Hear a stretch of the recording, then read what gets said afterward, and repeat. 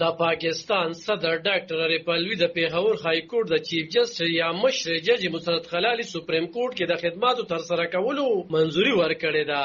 سپریم کورټ کې د جج په توګه د اعلی مسرت خلالي د ګمارنې سره د پاکستان سپریم کورټ د ججانو شمیره 14 او د خزینې ججانو شمیره 2 ته رسیدلې ده. د پاکستان د قانون او انصاف وزارت د چهارشنبه پر ورځ د سپریم کورټ د جج په توګه د مسرت خلالي د ټاکنې اعلامیه ورکړې ده. پس 18 جون د پاکستان قضایي کمیشن سپارښتنه کړې و چې د پیښور های کورټ مشر جج مسرت خلالي باید نور خپل خدمات په سپریم کورټ کې د جج په توګه تر سره کړي او بیا پارلماني کمیټه هم سپریم کورټ کې د هغې د ګمارنې وړاندیز کړی و. د سپریم کورټ د جج په توګه د مسرت خلالي د نوم وړاندیز د سپریم کورټ سینیئر جج قاضي پایسا کړی و. مسرت خلالي چې د پاکستان تاریخ کې د پیښور های کورټ لومبه خزینه چیف جسټس ده.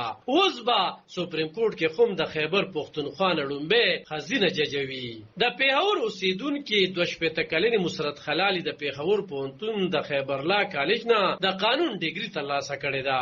هغه د کال 1983 څخه په ضلعي عدالتونو کې بیا په کال 1983 کې پیښور های کورټ کې او په کال 2006 کې د سپریم کورټ د وکیل په توګه خدمات تر سره کړې دي. هغه د پیښور های کورټ بار او د سپریم کورټ بار په بېلابېلو عهدو هم پاتې شوې ده. د دې ترڅنګ هغه د نومبر کال 2001 نه تر مارچ 2004 پورې د خیبر پښتونخوا لومبه خزینه اډیشنل ایډوکیټ جنرال یا مرسیاله سرکاري وکیل هم پاتې شوې ده. مېرمن خلالي په 28 مارچ کال 2013 کې د مرسیاله جج په توګه د پیښور های کورټ په ججانو کې شامل شوې و او بیا په 13 مارچ کال 2014 کې د های کورټ مستقله جج ټاکل شوې و.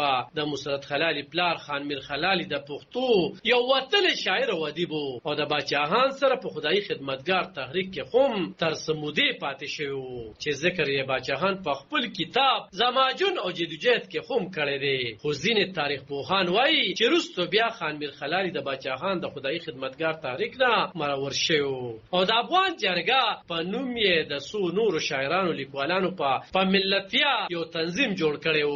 په دغه جرګه کې د خان میر خلالي سره د نورو لیکوالانو او شاعرانو ترڅنګ د خدای خدمتګار تحریک غړي او وتلي شاعران عبدالاکبر خان اکبر، میا احمد شاه او میا جابر شاه کاکا هیل هم ملګري وو. علب خان شیرپو دلبر نیوز پیښور.